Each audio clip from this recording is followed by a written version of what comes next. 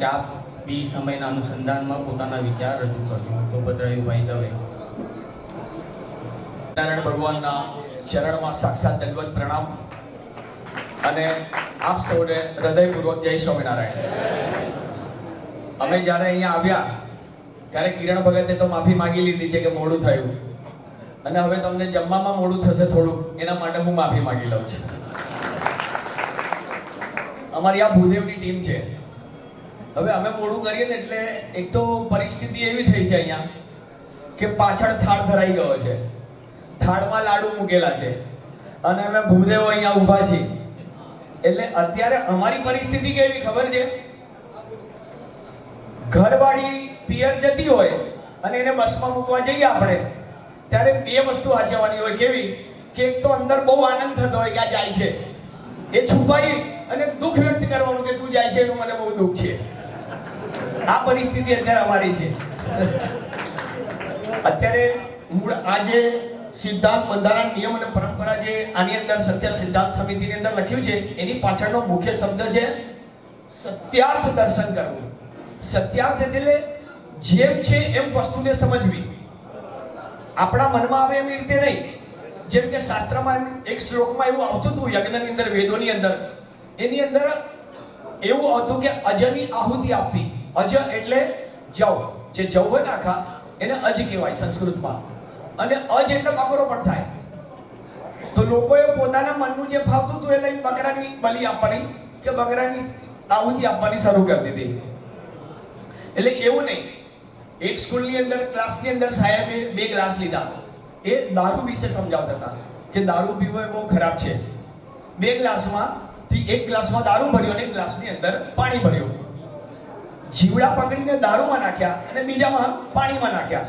તો દારૂમાં નાખ્યા ને જીવડા મરી ગયા, અને પાણીવાળું પેલું તરી અને ઉપર ચડી બહાર નીકળી ગયું. એટલે સાહેબે પૂછ્યું, બોલો છોકરાઓ, આમાં તમને શું ખબર પડી? એટલે તરત એક છોકરો ઉભો થઈને કે સાહેબ, દારૂ પીવાથી પેટના જીવડા મરી જાય. એટલે આ ઊંધું સમજાયું એને.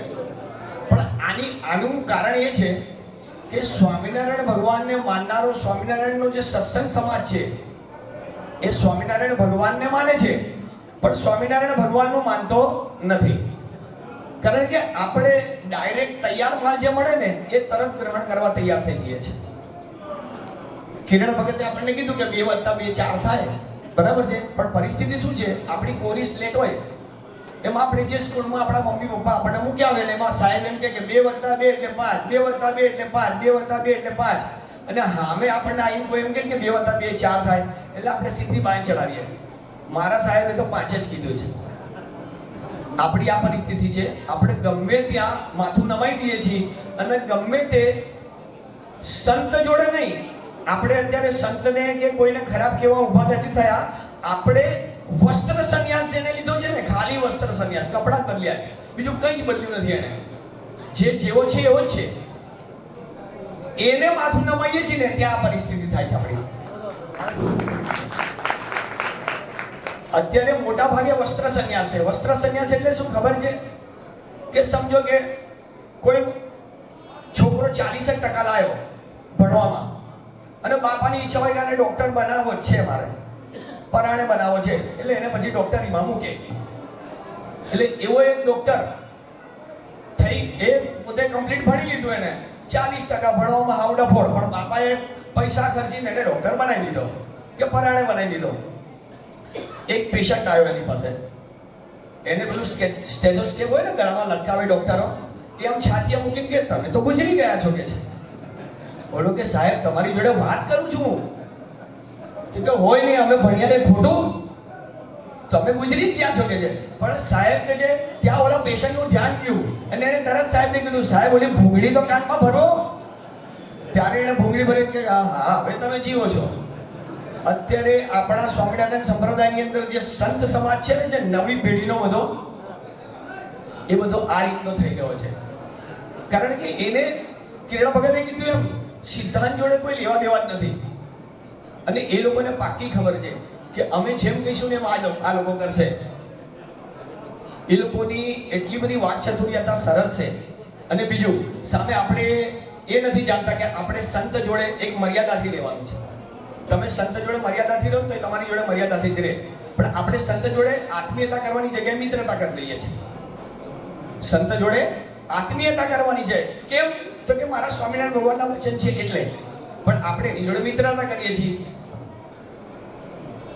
એટલે અને પરિસ્થિતિ તો અત્યારે સત્સંગમાં એવી છે કે તમે ફરિયાદ કોને કરશો? લો, સમજો કે તમને કોઈ જગ્યાએ કોકની પ્રત્યે વાંધો છે, આપણે વડતાલ સંપ્રદાયની વાત લઈ લો, તો તમે ફરિયાદ કોને કરશો? કેવી પરિસ્થિતિ ખબર છે? એને જોઈ લીધું કે આ કરશનનો છોકરો છે, એટલે એને પહેલા તો એને ખખડાયો અને કીધું ઉભો રે, તારા બાપાને કહી આવું છે કે છે. એમ કરીને આમ ચાલવા ગયા ઘરે કે ઉભો રે, તારા ઘરે જઈને તારા બાપાને કહી દઉં છું. ચોરી કરે સાલા? તો કે ઉભો રહો કાકા, ઘેર ના જતા, પાંચમી આંબે મારા બાપા જ કે છે. એના બાપા ચોરી કરતા હતા. પાછળનું મુખ્ય કારણ એ છે, કિરણ ભગતે એક વાત કરી ખબર છે કે પંચદેવની આપણામાં પૂજા લખેલી છે, પૂજ્ય ભાવે માનવા. એનું કારણ છે, ગણપતિની પૂજા ભગવાને એટલા માટે કરવાની કીધી કે આપણા પડાઈ ના જાય ખોટી, આપણી બુદ્ધિ એટલી સતેજ કરે સૂર્યનારાયણ દેવ. શિવજીની ઉપાસના એટલા માટે કરવાની કે તમોગુણના દેવતા છે શિવજી, અને ભગવાનના પરમ ભક્ત છે. પ્રથમ વૈષ્ણવ શાસ્ત્રમાં શ્રીમદ ભાગવતમાં એમ લખ્યું છે કે પ્રથમ વૈષ્ણવ બ્રહ્માંડના શિવજી છે. એ જેટલા ભગવાનને જાણે છે ને એટલા કોઈ નથી જાણી શકતું.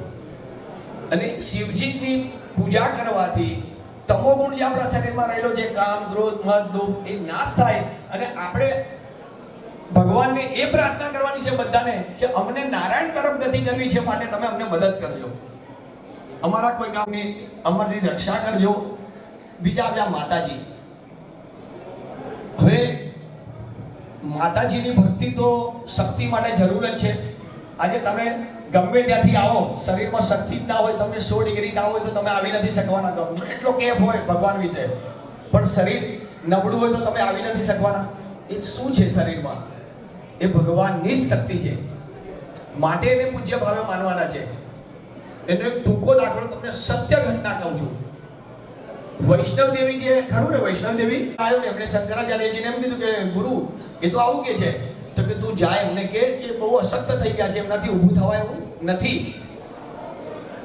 માટે તમે મને માખણ આપો. પેલો છોકરો ત્યાં પાછો ગયો શિષ્ય, અને જ્યારે માતાજીને વાત કરી કે મારા ગુરુ આવું કે છે, તો કે તારા ગુરુને તો ક્યાં શક્તિ ઉપર વિશ્વાસ જ છે.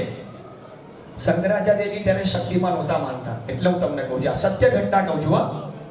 ત્યારે શંકરાચાર્યજીને જ્યારે શિષ્યએ આવીને એમ કીધું કે એ તો આવું કે છે, ત્યાં શંકરાચાર્યજીને લાઈટ થઈ ગઈ, કારણ કે તો બધું શંકર ભગવાનના જ હતા ને, એટલે એમને લાઈટ થઈ. આમ પંચદેવની આ પૂજા ભગવાને એટલા માટે કીધી છે, પૂજ્ય ભાવે માનવા. પરિસ્થિતિ એ છે કે સંતો એ નથી સમજાવતા કે પૂજા અને ઉપાસનામાં શું ફરક છે. પૂજ્ય ભાવે માનવા એટલે દરેકને પૂજ્ય ભાવે એટલે પૂજા કરવી એમની, અને ઉપાસના એટલે એક જ સ્વરૂપ મગજમાં આવવું જોઈએ. જ્યારે બી આંખ બંધ કરો ત્યારે ઉપાસનામાં એક જ સ્વરૂપ દેખાવું જોઈએ. અને આપણી ભક્તિ એવી હોવી જોઈએ કે આપણી જોડે રામાનંદી સંપ્રદાયનો કોઈ વ્યક્તિ બેઠો હોય, શિવ સંપ્રદાયનો કોઈ બેઠો હોય, વૈષ્ણવ કોઈ બેઠો હોય, પુષ્ટિમાર્ગનો કોઈ બેઠો હોય, તો એને પણ આપણી જોડે બેસીને આનંદ જ આવવો જોઈએ. શું કરવા? કારણ કે શ્રીજી મહારાજે વચનામૃતમાં એમ કીધું છે કે અમારા જે પૂર્વ અવતાર થયા એ દરેક અવતારના લીલા ચરિત્ર ગાવા અને સાંભળવા. એ વખતના નંદ સંતોએ બનાવેલા કીર્તન, જેમ કે નરસિંહ મહેતા, મીરાબાઈ, તુકારામ, સુરદાસ, એના કીર્તન ગાવા અને સાંભળવા. જો આ વાતની આપણને ખબર હોત ને, જો અત્યારના બેઠેલા જે સંતો છે આપણને કહેતા હોત ને આ વસ્તુ, તો આ સનાતન ધર્મ જોડેની જે આપણી ગેપ વધી છે ને એ વધત નહીં. આપણે જે સ્વામીને એમ કહી દે કે સ્વામી આ ખોટી વાત છે તમારી, પણ આપણે નથી કહેતા, આપણે એમને સમર્થન આપીએ છીએ ઉપરથી. આપણે શું નામ આપણું ગોરધનભાઈ કીધું કે 350 શાખાઓ થઈ છે, જે સાવ ખોટી છે. એકલો માણસ તો શાખા બનાવી ના શકે. આપણા જેવા હરિભક્તોએ જ્યારે એમને સહકાર આપ્યો ત્યારે જ બની, બાકી ના બને ને, કોઈ દિવસ ના બને. માટે ભગવાનના શાસ્ત્ર આપણે બહુ જ જરૂર છે આપણે બધાએ, નહીતર પછી પરિસ્થિતિ શું થઈ જશે કે આપણા દાદા છોકરા નાગડી પકડીને લઈ જતા હશે ને મંદિર બાજુ, ત્યાં ફર્સ્ટ ક્લાસ બંગલો હશે ને, તો આપણે છોકરો પૂછશે કે દાદા આ બંગલો કોનો, એટલે આપણે કેવું પડશે ત્યાગી બાબુનો. પછી આગળ જશે એટલે બહુ સરસ મજાના રંગબેરંગી કપડાં સુકાતા હશે એટલે પાછો છોકરો પૂછે દાદા આ કપડાં કોના? એટલે એમ કેવું પડશે દિગંબર બાપુના. અને એની આગળ જશે ને ત્યાં મને છોકરાઓ હળિયાપટ્ટી કરતા હશે એટલે પેલો છોકરો પૂછે દાદા આ છોકરાઓ કોના? એટલે આપણે એમ કેવું પડે દાદા એમ કે બ્રહ્મચારી બાપુના. આ પરિસ્થિતિ આવશે. પેલા હાસ્ય કલાકાર ઘણીવાર નથી કહેતા હોતા કે જૂનાગઢના મેળામાં નાગા બાવાનું ખિસ્સું કપાયું.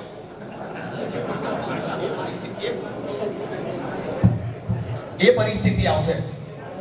એનું એક બહુ ટૂંકું ઉદાહરણ આપી દઉં, એના બીજા કોઈ અર્થમાં ના લેતા, પણ બહુ સચોટ ઉદાહરણ છે એટલે આપું છું, એનો કોઈ ખોટો અર્થ ના કરતા. એક ગાડી જતી હતી નવી, તો જ્યાંથી જતી હતી ત્યાં ગલીમાંથી બે કૂતરા દોડી આવ્યું પાછળ. કૂતરાઓની લગભગ એવી મનસા હોય છે, કારણ કે પહેલાના અંગ્રેજોના જમાનામાં આવી બંધ ગાડીઓની અંદર કૂતરાઓને પકડી જતા હતા, એટલે આ કૂતરાની માનસિકતામાં ઘૂસી ગયું છે. એટલે કૂતરાઓ દોડ્યા. ત્યાં બીજી ગલી આવી તો ત્યાં બીજા કૂતરા હતા, એને જોયું કે આ કૂતરાઓ તો દોડે છે એટલે એ દોડ્યા. એમ કરીને લાઈનસર ઓછામાં ઓછું 50 જણનું ટોળું કૂતરાઓનું થઈ ગયું પાછળ. એમાં જે છેલ્લે દોડતો હતો ને એને પૂછ્યું આગળવાળાને આપણે કેમ દોડીએ જ કે છે? પેલો કે મને ખબર નહીં, આગળવાળો દોડે છે એટલે હું તો દોડું જ કે છે. એટલે એણે એના આગળવાળાને પૂછ્યું કે આપણે કેમ દોડીએ? તો કે ખબર નહીં, પેલો દોડે છે એટલે હું દોડું છું. આ આપણા ગાડરિયા પ્રવાહની વાત કરું છું. એક ગયો એટલે પાછળ બીજા બે જાય એવું નહીં. આપણે આપણી બુદ્ધિ ચલાવવાની. જ્યારે છેલ્લા કૂતરા જે દોડતા હતા સૌથી પહેલા જેને ચાલુ થયા હતા ત્યાં સુધી વાત પહોંચી. એટલે આપણે દોડીએ જ કેમ? પાછળ તો જો 50-60 જણનું ટોળું થઈ ગયું. એટલે પેલો કે પેલા બે કૂતરાએ શું કીધું ખબર છે? જોતો નથી નવી ગાડી છે, પિચકારી મારવાની છે. કોઈ પણ ચાર પગા પ્રાણી હોય ને એ પોતાની સીમા નક્કી કરવા માટે છે ને એના પેશાબથી પિચકારી મારે. એટલે આ પરિસ્થિતિ થાય ત્યારે પેલા છેલ્લાવાને પસ્તાવો થાય, પેલા 10 કિલોમીટર દોડી ગયા ને આના માટે દોડ્યા આપણે. એટલે આમ મોડું ના થાય એના માટે આપણે સ્વયં જાગૃત થઈએ. કોઈની પાછળ ગાડરિયા પ્રમાણની જેમ આપણે ખેંચાવાનું નથી.